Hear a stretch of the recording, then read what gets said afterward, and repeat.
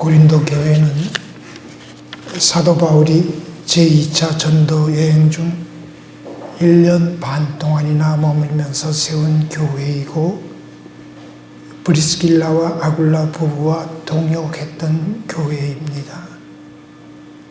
그런데 사도 바울이 떠난 후 이제 막 시작한 교회, 그 교회 안에 여러 가지 문제들이 나타나기 시작했습니다.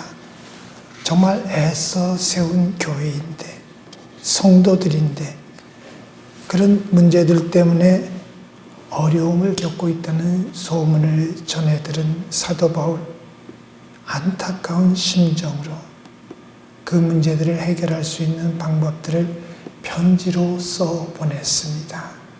그 편지가 바로 고린도 전서입니다. 문제를 해결하기 위한 편지. 그렇습니다. 우린 너무 낙관적으로 생각할 때가 많은데 예나 지금이나 주님 오시는 그날까지 이 땅 위에 세워진 교회들은 완벽한 교회는 있을 수 없습니다. 너무 완벽하기를 기대하면은 그만큼 실망이 크게 되고 실망하다 보면 실족할 수 있습니다.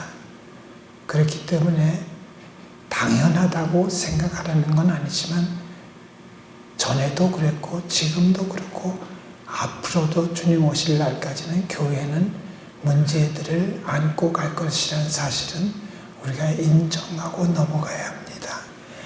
그 대표적인 경우가 바로 그 옛날 고린도 교회가 그랬던 것처럼 문제 중에 대표적인 게 교회 안에 그런 게 안 생겼으면 정말 좋겠습니다만은 크고 작은 파당이 생기는 겁니다. 원인이 여러 가지 있지만 우린 오늘 다른 얘기는 할 필요 없고 고린도 교회의 경우를 통해서 한번 생각해 보면 파당이 생겼잖아요. 바울파, 아볼로파, 게바파, 그리스도파. 오늘도 의외로 많은 교회들이 그런 문제들 때문에 어려움을 겪고 있습니다. 목사파가 있는 교회가 있습니다. 또 장로파가 따로 있는 교회도 있습니다. 네. 목사들 중에서 또 원로 목사를 따르는 사람들이 있는가 하면 담임 목사를 따르는 사람들이 서로 등을 대고 으르렁대고 그럽니다. 심지어는 교회의 가장 핵심이라고 할 수 있는 성령의 은사, 다양한 은사를 놓고도 다투는 경우를 종종 볼 수 있습니다. 어떤 교회는 방언 못하면 교인이 아니다 이런 얘기를 합니다. 그런 생각을 갖는 건 좋지만 그걸 갖고 문제를 일으키면 방언을 선물로 주신 하나님을 욕되게 한다는 사실을 우리가 기억해야 됩니다. 예언파가 있습니다. 유난히도 신유의 은사를 강조하다가 강조하는 건 나쁜 거 아닙니다. 제가 이렇게 말하는 것 심지어 신유의 은사로 인해서 우리나라에는 다른 나라에서 볼 수 없는 아주 유수의 교단도 생겼습니다. 성결 교단은 신유의 은사를 교리로 삼고 있습니다. 이거 자랑스러운 이야기입니다. 근데 이런 걸 갖고 싸우면 뭐가 잘못된 거 아니에요? 그렇죠? 그런 은사를 놓고 싸우는 사람들이 있으니까 참 안타깝다. 다행히도 고린도 교회는 사도 바울이 쓴 편지를 받아서 보고 나서 문제들을 스스로 하나씩 해결해 나가기 시작했습니다. 문제는 해결해 나가는 게 당연한 수순이죠.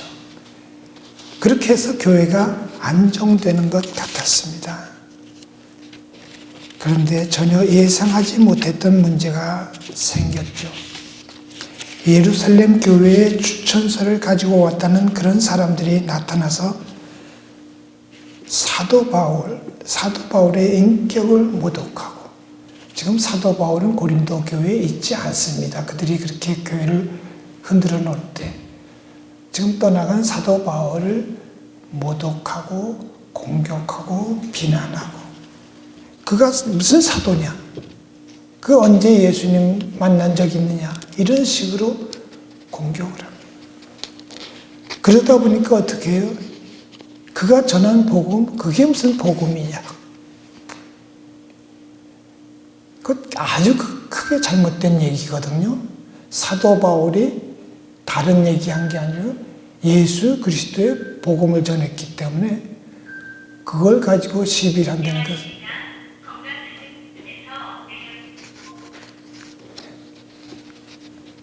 제가 말 잘못한 건 아니죠. 네. 하여간 교회를 심하게 흔들어 놓았습니다. 그리고 그들의 거짓 가르침에 넘어간 많은 고린도 교회 성도들이 다시 찾아온 사도 바울을 대면해서 공격을 가했고 인격적으로 모독을 하기까지 했습니다. 고린도 교회 형편이 특별히 선교적인 상황에서 볼 때 그런 어려움을 겪게 된 까닭은 내부의 문제도 있었지만 외부적인 요인이 크게 작용했기 때문이라고 말할 수 있을 것 같습니다. 사도 바울을 못마땅하게 생각해서 반대하는 유대인 그리스도인들이, 그냥 유대인들이 아니고 여러분 잘 알아야 됩니다. 교회를 힘들게 하는 사람들이 그냥 외부 사람이라고 해서 예수 안 믿는 사람이 아니고 유대인 그리스도인들입니다. 근데 고린도 교회는 여러분도 알다시피 이방인들을 중심으로 한 교회거든요. 그럼 지금 우리가 식당 같은 걸 보더라도 원조 이동갈비, 원조 이런 거 얘기 많이 하듯이 이때 유대인들은 복음이, 유대인들이 우선적으로 복음을 드러낼 그런 주체라고 생각했고 그걸 강조했습니다. 유대인 그리스도인들, 예수님도 유대인이고 12제자도 유대인이고 심지어 사도 바울도 유대인이에요. 그게 잘못됐다는 건 아닌데, 그러다 보니까 교회 안에 들어온 유대인 그리스도인들이 자기를 드러내길 좋아합니다. 유대인이 됐건 헬라인이 됐건 야만인이 됐건 누가 됐든 간에 복음에서는 누가 중심이 되어야 되겠습니까? 우리 주일학교 아이들한테 물어봐도 금방 정답이 나올 거예요. 예수 그리스도가 중심이 되어야 복음은 복음이라고 할 수 있는데, 그걸 전하는, 그걸 가르치는 자기들이 드러나고 자기들을 뽐내고 이러는 게, 이건 근본적으로 뭔가 잘못된 건데, 하여간 그들은 자신들의 그런 권위 아닌 권위를 내세웠어요. 자랑했어요. 그러다 보니까 교회를 잘 세우려는 게 아니라 얼른 봐도 교회에서 성도들 위해 군림하려고 들었어요. 잘 들으세요. 어떤 이들은 오늘도 군림하는 지도자를 오히려 좋아하고 따르는 경우들이 많이 있어서 오늘 여러분도 주의 깊게 들었으면 좋겠어요. 실질적으로 군림한다는 걸, 나를 짓밟고 군림한다는 사실을 파악하게 되면 좋아할 사람은 없어요. 좋아한다면 정신 나간 사람이에요. 그런데 집단적으로 자기도 모르게 그런 이들을 따르게 된단 말이에요. 심지어 병적으로 그렇게 돼요. 앞으로 조금 이따 더 자세한 얘기를 하겠습니다만, 하여튼 유대인 그리스도인들이 자기들이 사도들이라고, 사실 그 자체도 잘 인정할 만하게 못 되는데, 아마도 고린도 교회 교인들이, 성도들이 아무것도 모른다고 생각했기 때문에 말도 되지 않는 얘기들을 했던 것 같아요. 그렇기 때문에 사도 바울이 나중에 반박을 합니다. 말 같은 소리를 해라고 얘기를 해요. 하여튼 그들이 내놓는 게 뭐예요? 예루살렘 교회의 추천서. 그런 추천서가 없다는 얘기가 아니에요. 근데 교회에서 복음을 전함에 있어서, 교회를 세워감에 있어서 교회의 추천서가 왜 필요합니까? 역으로 보면 그냥 그들이 하는 말만 가지고는 인정받기 어렵다고 스스로 폭로하는 거예요. 자기들 스스로 지금 자기들이 부족하다는 걸 폭로하는 거예요. 추천서가 왜 필요해요? 제대로 된 복음만 전하면, 그리고 복음에 써진 말씀대로만 행하면 그런 추천서 따위는 필요가 없어요. 그들이 전하는 말씀 자체가 추천서보다 더 값진 증언이 될 수 있기 때문에. 그들은 그렇게 했단 말이에요. 그러니까 상대적으로 자신들이 부족하니까 자신들을 내세우기 위해서 사도 바울을 끌어내립니다. 사도 바울만 끌어내리면 좋겠는데 사도 바울이 전한 예수 그리스도의 복음, 그걸 부정합니다. 그렇기 때문에 사도 바울은 분명히 말합니다. 그리스도의 사도를 가장한 거짓 사도라고 분명히 밝힙니다. 그래서 그들은 속이는 일꾼이고 광명의 천사로 가장한 사탄의 일꾼이라고 사도 바울은 고발합니다. 결과적으로 하나님의 말씀을 혼잡하게 부끄러운 일을 하는 속이는 일꾼에 불과하다고 사도 바울은 분명히 지적합니다. 그런 증거가 환상과 계시, 그것은 환상과 계시가 주어질 수 있습니다. 근데 그것은 자기들을 드러내고 자기들을 자랑하라고 주신 것이 아니죠. 예나 지금이나 환상과 계시를 저는 부정하고 싶지 않습니다. 요즘도 이런 걸 부정하는 그런 무리들도 있어요. 그들은 그들 생각에 그런 거 오늘은 없다고 생각한다는 건 그 생각은 좋아요. 근데 그런 걸 가지고 자기를 드러내는 것은 어느 쪽으로 보더라도 이것은 마땅치 않은 일이에요. 그런데 의외로 놀랍게도 많은 말씀의 종들이 자기를 드러내는데 이용만 해먹어요. 사도 바울은 교회를 어지럽히는 그들에게 말합니다. 자신의 사도직은, 사도 바울의 사도직은 그들이 말하는 것처럼 예수 그리스도를 생전에 따르던 데서 비롯된 것은 아니라는 거예요. 그러나 자세히 구체적인 설명은 생략하고 그는 말합니다.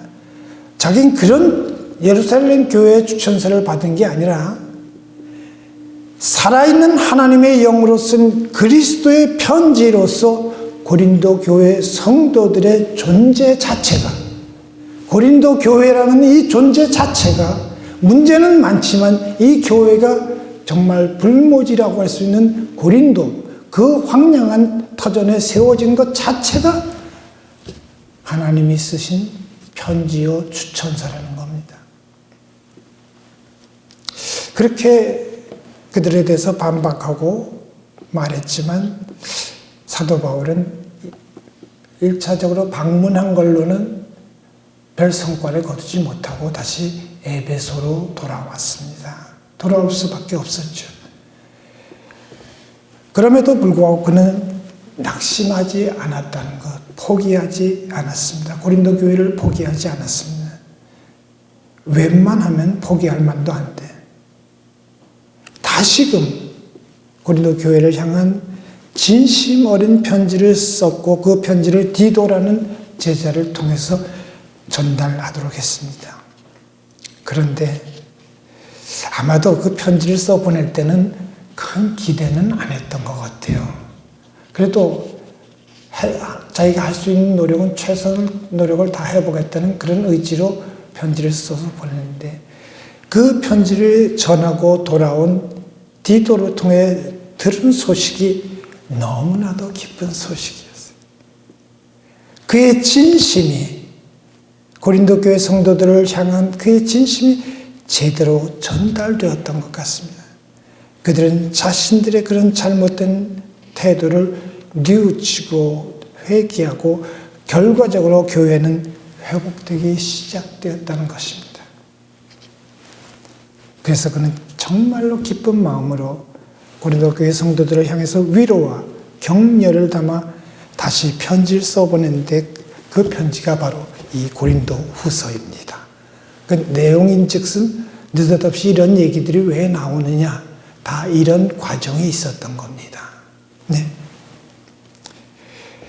교회 회복 소식을 전해드는 사도 바울 얼마나 기뻤겠습니까? 다른 건 몰라도 그 기분, 그 느낌은 충분히 공감할 수 있습니다. 자신이 눈물로, 기도로 세웠던 그 교회가 문제에 휩쓸려서 심지어 자기가 전한 복음마저 왜곡되고 변질되는 그런 위기 상황에 처했던 그 교회가 다시 회복되었다는 소식을 들었을 때 그는 무엇보다도 크게 기뻤을 것입니다. 한번 생각해 보세요. 자신의 사도직도 부정되고 그가 전한 복음까지 외면받았을 때 그가 얼마나 아프고 고통스러웠겠습니까? 웬만하면 크게 실망한 나머지 포기했을지도 모르겠습니다. 제가 그런 경우를 당하면 어떻겠는가? 좀 부끄러운 얘기지만 저는 그런 큰 사도처럼 그렇게 하지 못하고 속으로, 겉으로는 저주할 수 없지만 속으로 욕이나 하면서 다른 데도 할 일 많은데 내가 더 이상 매달리지 않겠다고 포기했을지 모르겠어요. 그러나 그는 포기하지 않았어요. 낙심하지 않았어요. 그렇다면 그가 오늘 우리가 주목할 것은 어떻게 그가 포기하지 않고 낙심하지 않을 수 있었겠는가? 그 까닭이 무엇인가? 그 까닭은 다름 아니고 사도 바울은 복음 전파의 이 직분, 이 사명을 하나님께서 친히 자신에게 맡겨주셨다는 사실을 확신하고 있었다는 얘기를 드리고 싶습니다. 어떤 정황에서도 자기가 무슨 충동적으로 자기가 뭐 잘못 생각해서가 아니라 하나님이 이 일을 자기에게 맡겨주셨다는 사실, 특별히 다메섹 도성에서 그 찬란한 빛 가운데서 들었던 그 나사렛 예수의 음성, 그랬기 까닭에 이런 어려움을 겪으면서도 그는 낙심하지 않았고 포기하지 않았습니다. 직분을 맡겨주신, 이 귀한 직분을 맡겨주신 하나님께서 그를 돌보시사 이 사명 계속해서 감당하게 하실 것이라는 사실을 그는 의심하지 않고 믿었단 말입니다. 오늘 우리도 사도 바울과 마찬가지로 우리에게 맡겨진 크고 작은 직분이나 사명 때문에 생각지도 못했던 어려움을 겪을 수 있습니다. 대표적인 게 오해받는 거라고 생각합니다. 교회 일로 인해서 오해받는 거. 네. 그렇지만 그런 어려움 중에서도 우리가 낙심하거나 포기하지 말아야 하는 까닭은 우리의 사명과 직분이라는 것은 하나님께서 친히 맡겨주신 것이기 때문이라는 사실, 이것만 우리가 기억하면 문제는 얼마든지 이겨낼 수 있단 말입니다. 그리고 사도 바울은 복음 전파의 직분을 맡은 종들은 하나님의 말씀을 온전히 전파하며 밝히 드러내야 한다는 사실도 확신하고 있었습니다. 그 옛날 고린도 교회를 어지럽게 했던 거짓 사도들, 그들은 순수한 마음으로 행하지 않았습니다. 환상과 계시를 자랑했습니다. 그건 자랑할 도구가 아니라니까요. 자신들의 출신 배경을 스스로 자랑했습니다.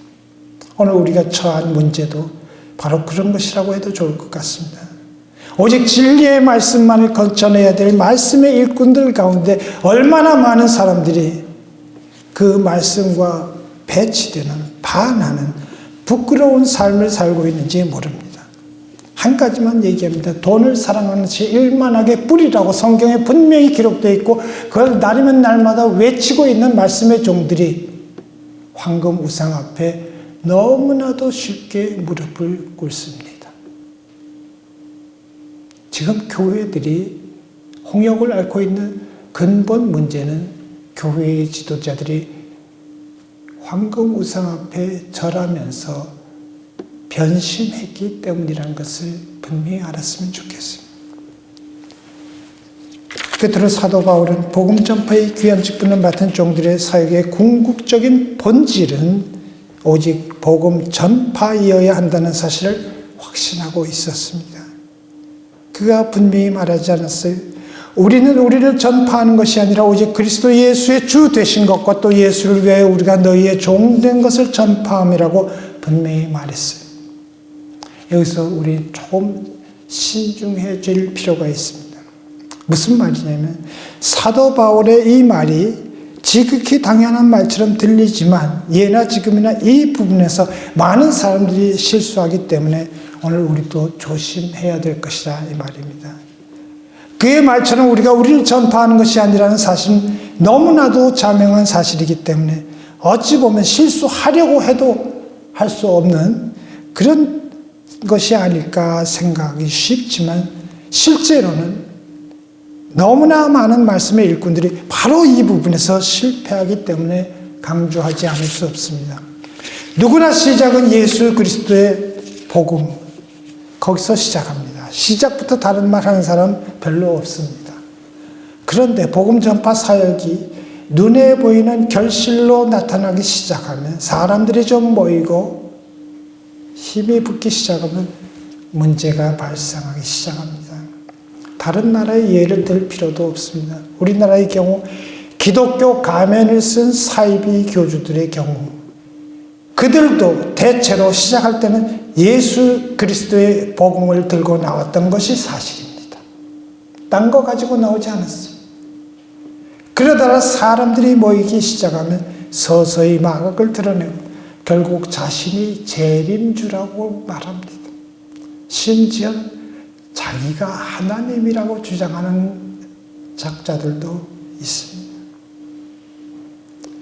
지금도 의외로 많은 교회의 지도자들이 복음 전파의 사명을 감당하기 시작할 때와 전혀 다른 모습으로 변질되어 있는지 모릅니다. 심지어 예배당 로비에 실물 크기의 대형 사진을 딱 세워놓고 신도들로 하여금 그 옆에 서서 기념사진을 촬영하도록 하는 경우 본 적이 있습니다. 다른 데서 우상 찾을 것 없습니다. 그게 바로 우상 숭배가 아니고 무엇이겠습니까? 그리고 사도 바울이 자신을 종이라고 말했는데 구체적으로 누구의 종이라고 말했습니까? 본문 5절 말씀에 아주 분명히 기록되어 있지 않습니까? 오직 그리스도 예수의 주 되신 것과 또 예수를 위하여 우리가 너희의 종이 된 것.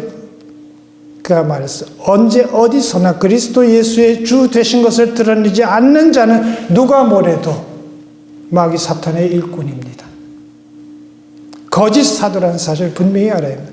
또한 그가 자신은 고린도 교회 성도들의 종이 되었다고 말한 것처럼 하나님께서 믿고 맡기신 양떼들 위해 군림하려고 드는 자, 시작은 예수 그리스도의 제자로 시작했을지 모르지만 그 순간 악한 마귀 사탄의 심부름꾼에 불과하다는 사실 잊지 말고 분명히 기억해야 합니다. 그렇습니다. 복음 전파의 귀한 직분을 받은 우리는 언제 어디서나 하나님의 형상이신 그리스도 예수의 얼굴에 있는 하나님의 영광을 아는 그 빛을 널리 전파해야 한다는 사실 잊지 말고 분명히 기억해야 합니다.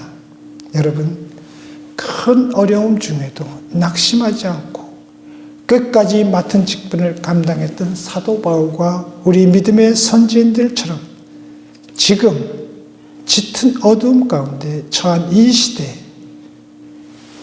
그리스도 예수의 생명의 복음 전파의 귀한 사명을 하나님께서 친히 맡기셨다는 사실을 확실히 믿고 오직 그 말씀만 널리 전하는 일에 충성을 다하는 참으로 복된 주님의 참 제자들이 다 될 수 있기를 간절히 바랍니다.